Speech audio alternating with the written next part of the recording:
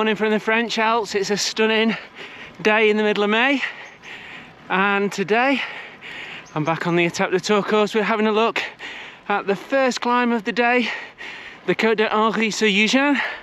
So you arrive at the bottom of this climb after 11 kilometers falls flat from Albertville, and I think the route prediction at the moment suggests that you'll be on the dual carriageway from Albertville, as really it's the only fast route between the two.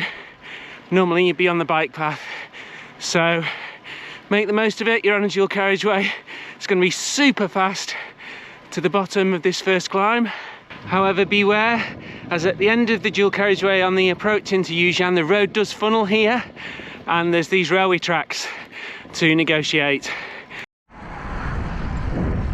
So off the bike path for me here and onto the main road and down to this next island where we turn right. This is where the Cote de Hery sur Ugine actually starts.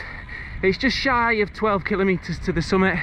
We're only going up about 600 meters, so it's a really good warm-up climb, nothing too significant, although it does ramp up from the roundabout up to the village centre.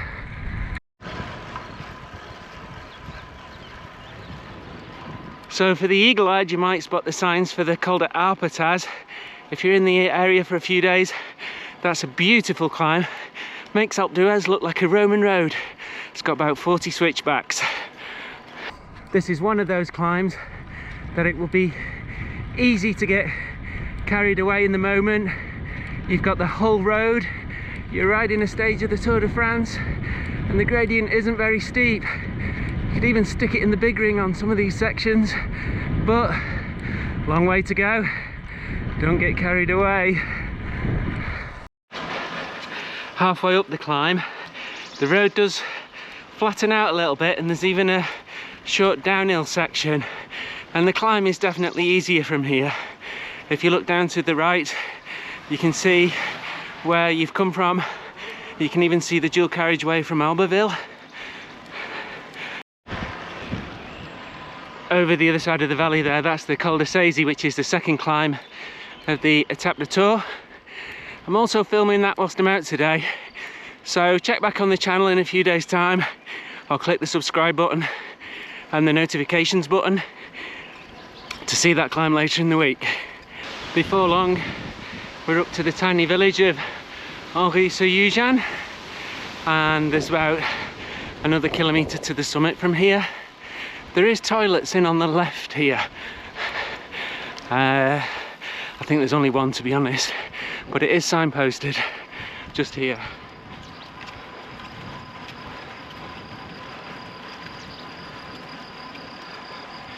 Other than that, there's a nice church and not a lot else in Hery sur Ugine. So in summary, just as we approach the summit, I think it's fair to say that most of the climbing is done in the first half of the climb, and the gradient eases with some flat sections as you get towards the summit. But to reiterate, don't leave everything on the road. Now over the top, and we're on to what I consider to be the most dangerous descent of the 2025 Etape du Tour, and to see more of that in detail, click up to the right. So, no fancy col marker board at the summit here. You'll have to wait to see the one at the top of the Cormet de Roselend. Thanks for watching. We'll see you later in the week on the Col de Saisies, and please don't forget to subscribe. See you next time on Cycling in the Alps.